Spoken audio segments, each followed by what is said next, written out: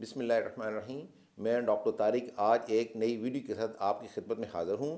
آج کل یوٹیوب پر ایک بحث چل رہی ہے کہ کچا دودھ جس کو را ملک کہتے ہیں وہ پینا چاہیے یا نہیں پینا چاہیے۔ دو ڈاکٹر صاحبان نے اپنی رائے دی، ایک حق میں بولے، دوسرے اس کے کوئی خلاف بولے۔ دونوں محترم ڈاکٹر صاحبان اپنی اپنی لائن کے کوالیفائڈ ڈاکٹرز ہیں۔ پہلے ڈاکٹر صاحب نے اس کے یعنی کچے دودھ کے فوائد بتائے، اور دوسرے ڈاکٹر صاحب نے اس کے استعمال میں محتاط رہنے کی تاکید کی ہے۔ لوگ پریشان ہیں کہ کیا درست ہے اور کیا نہیں۔ کومنٹس میں نے پڑھا لوگ واقعی پریشان ہیں، اور مجھے بھی پوچھنا شروع ہو گئے بتائیں یہ دونوں کیا ہے، اس میں کون سی بات درست ہے کون سی غلط ہے۔ میں آج آپ کو اس کی اصل حقیقت بتاتا ہوں جو آپ کو مطمئن کر دے گی۔ میرا جو تعارف ہے وہ ایک چینل کی اسی چینل کی ویڈیو پہ دیا ہوا ہے، وہاں آپ تعارف دیکھ سکتے ہیں۔ میں کوالیفائڈ ایک ڈاکٹر بھی ہوں اور نیوٹریشنسٹ بھی ہوں۔ اور دوسری بات یہ بتانی ہے کہ میرے ساتھ ڈاکٹر صلاح الدین صاحب ہوتے تھے، فوت ہو چکی ہیں۔ 35 سال ان کا پی ایچ ڈی بایوکیمسٹری سے اس کا تجربہ تھا۔ ان کے ساتھ ہم خوب مل کے پریکٹس کرتے تھے۔ اس کا حوالہ دینے کا مقصد یہ ہے کہ 2000 کے اوائل میں انہوں نے یہ باتیں ساری ہمیں ذکر کیں، اور آپ ریکارڈ اٹھا کے دیکھ لیں کئی دہائیوں سے یہ کچے دودھ کی اور پاسچرائزیشن یا بوائلڈ ملک کی جو بحث چل رہی ہے۔ پہلے ڈاکٹر صاحب نے ایسا انداز لگایا جیسے 2024 میں ایک نئی چیز ایجاد ہو گئی ہے، کچا دودھ میں کے فائدے وغیرہ وغیرہ ہے۔ یہ تو آج سے 20 سے بھی پازیٹیو سال پہلے مجھے یہ بات علم میں آ گئی تھی، اور یہ بحث چل رہی ہے اس کئی دہائیوں سے۔ دونوں ڈاکٹر صاحبان نے باتیں درست کی ہیں، اور دوسرے ڈاکٹر صاحب نے پہلے ڈاکٹر صاحب کی جو ویڈیو ہے پوری نہیں سنی یا دھیان سے نہیں سنی، اس لیے انہوں نے کچھ پوائنٹس پر اختلاف کر دیا ان کی باتوں پہ۔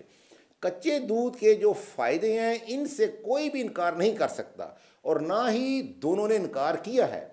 کیا ایک فطرتی غذا پہ کوئی تنقید کر سکتا ہے؟ مجھے یہاں پر کچے دودھ کے فائدے نہیں بتانے، وہ پہلے ڈاکٹر صاحب نے کھول کر بتا دیے ہیں۔ جیسے انہوں نے بتایا کہ را ملک جو کچا دودھ ہوتا ہے اس میں ایکٹیو انزائم ہوتے ہیں، ایکٹیو پروبائیوٹکس ہوتے ہیں، اور ایکٹیو ہیلدی فیٹس ہوتی ہیں، اور اس میں انٹیکٹ پروٹینز ہوتی ہیں، اور ایکٹیو وٹامنز بھی ہوتے ہیں، اور اس میں ایکٹیو کیلشیم ہوتا ہے۔ اور جب پاسچرائزیشن کی جاتی ہے یا دودھ کو ابالا جاتا ہے تو وہ ان میں سے کچھ فوائد سے وہ محروم ہو جاتا ہے۔ اور حقیقت میں دوسرے ڈاکٹر صاحب نے کچے دودھ کو استعمال کرنے پر جو تنبیہ کی ہے وہ یہی ہے کہ کچے دودھ کو پینے کے لیے جو احتیاطیں ہیں ان کو دیکھ لیا جائے، ورنہ صحت کو نقصان ہونے کا اندیشہ ہے۔ اگر تو وہ جو دودھ آپ کے گلاس میں پہنچا ہے وہ ان جو بھی سٹیپس میں بتانے والا ہوں ان سٹیپ سے گزر کر آیا ہے تو آپ بخوشی اس کو پئیں، اس سے بڑی نعمت اللہ پاک کی کوئی نہیں ہے۔ اور اگر اس کی پروڈکشن میں یعنی ملکنگ میں اور اس کی سپلائی چین میں کوئی بریچ آتی ہے اور ہوئی ہے، جس کا ڈاکٹر صاحب نے بڑے کھول کے دوسرے ڈاکٹر صاحب نے ذکر کیا، تو عام دکانوں پر میسر جو کچا دودھ ہے وہ اس میں میری رائے یہ ہے کہ وہ نہیں پینا چاہیے، کیونکہ اس کی چین میں کہیں نہ کہیں بریچ ہوتی ہی ہے۔ دونوں نے یہ بتا دیا ہے کہ کچا دودھ پینا ہو تو اس گائے بھینس کو اور جانور کو جو بھی آپ نے پینا ہے اس میں کیا کیا خوبیاں ہونی چاہیے۔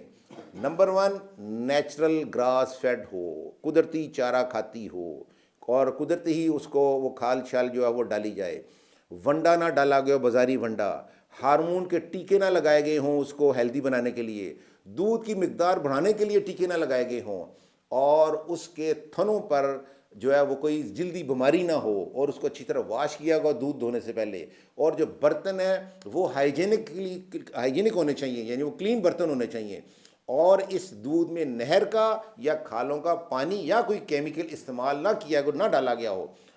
مختصر یہی ہے کہ وہ دودھ کنٹامینیٹڈ نہ ہو اور کیمیکل سے پاک ہو، تو کچا دودھ استعمال کرنے سے وہ سارے فوائد حاصل ہوں گے جس کے جو ابھی میں ذکر کر بیٹھا ہوں وہ آپ کو ملیں گے۔ اس سے بڑی نعمت کوئی نہیں۔